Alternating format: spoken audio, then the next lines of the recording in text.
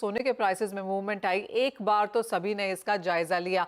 Of course अंतर्राष्ट्रीय बाजारों में तेजी थी जो 1.25% जैसी थी, लेकिन भारतीय बाजारों में 9:10 से 9:12 के बीच में जो 1,000 रुपए की उठापटक यहां पर देखने को मिली, रवि उसे आप कैसे देखते हैं? कैसा दिखा वो चार्ट्स पे? क्या वो ग्लिच था, फैट फिंगर था? ऑल टाइम हाई कैसे बनता हुआ नजर आया सोने में? जब से उस टाइम इंटरनेशनल मार्केट की बात करें तो कोई ज्यादा वॉलेटिलिटी थी नहीं। जो भी मोमेंटम आया था वो M6 में ही प्राइसेस में ये मोमेंटम था।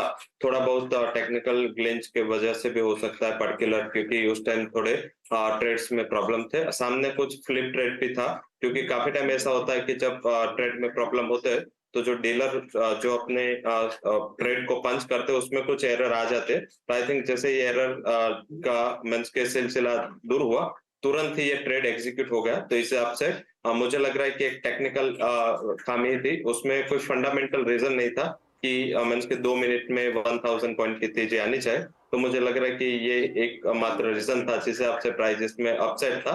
ऑल ओवर तो प्राइस में ट्रेंड बना हुआ है, पॉजिटिव ही बना हुआ है। जी एंड पर्टिकुलर मुझे लग रहा है कि जो चाइनीज फेस्टिविटी की पहले की दिसंबर की डिमांड है जी, वो भी आपको वहां पे आती हुई दिखेगी। ऑफ तो कोर्स। ट्रेंड पॉजिटिव है, ऑल ओवर आउटलुक पॉजिटिव है, ऐसा दिख रहा है। 61,500 तक के लेवल आपको वैसे अभी फ्री ट्रेड नहीं फंडामेंटली आते हुए दिख सकते हैं। All right.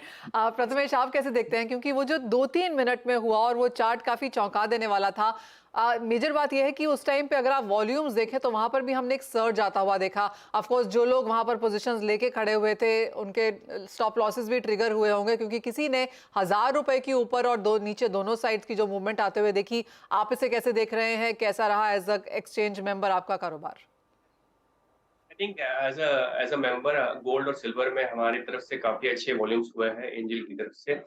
But apart from that 3% का टिक मैंने भी देखा और मुझे भी वहां पे बिलीव नहीं हो गया, बिकॉज वो सरप्राइज स्टेज जैसा दिख रहा था जहां पे एक टिक आपको खाली ऊपर दिख रहा है, बट उस ट्रेड पे मेरे ख्याल से ज्यादा वॉल्यूम्स नहीं हुए। So I ignore that particular tick.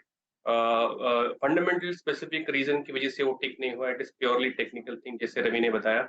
But apart from that मेरे ख्याल से मोमेंटम काफी तेजी से बढ़ रहा है। ऑलमोस्ट 57,000 के लोअर भाव से 60,000 61,000 तक का भाव देखने को मिल रहा है। मेरे ख्याल से नेक्स्ट प्रोबेबल भाव जो है आपको 62,000 तक के देखने को मिल सकता है। $2,000 इंटरनेशनल मार्केट्स में बहुत जल्द आने की पॉसिबिलिटी दिखाई दे रही है। हाल फिलहाल में मेरे ख्याल से आपको काफी अच्छा रिस्क प्रीमियम हो गया। आज के ट्रेड में मेरे ख्याल से थोड़ी गिरावट रहेगी 60,550 तक।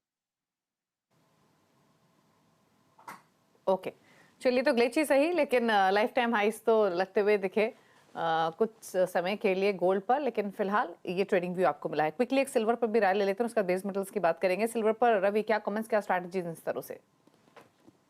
सिल्वर पॉजिटिव है, पर्टिकुलर 73,500 का टारगेट की हमने आगे भी बात की थी, बट ये इतना जल्दी आएगा वो पता नहीं था। काफी जल्दी 2 दिन में प्राइसेस ने एक अच्छा रैली दिखा है। अभी 73,500 का एक अच्छा रेजिस्टेंस है। रेजिस्टेंस ब्रेक होने पे अभी मुझे लग रहा है कि 74,200 तक के लेवल सिल्वर में एक्शन हो सकते हैं। Strategy specific buy and dips का स्ट्रेटेजी रखे, अगर 73 के करीब मिलता है तो आप नया बाय कर सकते हैं 72,620 के स्टॉप लॉस के साथ। मुझे लग रहा है रैली अपसाइड आनी चाहिए। सेकंड जो है कि चाइना में भी इंडस्ट्रियल डेटा अच्छे आए थे, हालांकि बेस मेटल में इतना ज्यादा इम्पैक्ट नहीं है, बट सिल्वर में वैसे भी थोड़ी सप्लाई के कंसर्न्स ऑलरेडी थे। हालांकि डिमांड कम थी, इस हिसाब से प्राइसेस में कुछ रिफ्लेक्शन आया नहीं, पर मुझे लग रहा है कि ये शॉर्ट कवरिंग जारी रह सकता है और जैसे ही रेजिस्टेंस ब्रेक होगा आपको एक अच्छी रैली वहां पे दिख सकती है।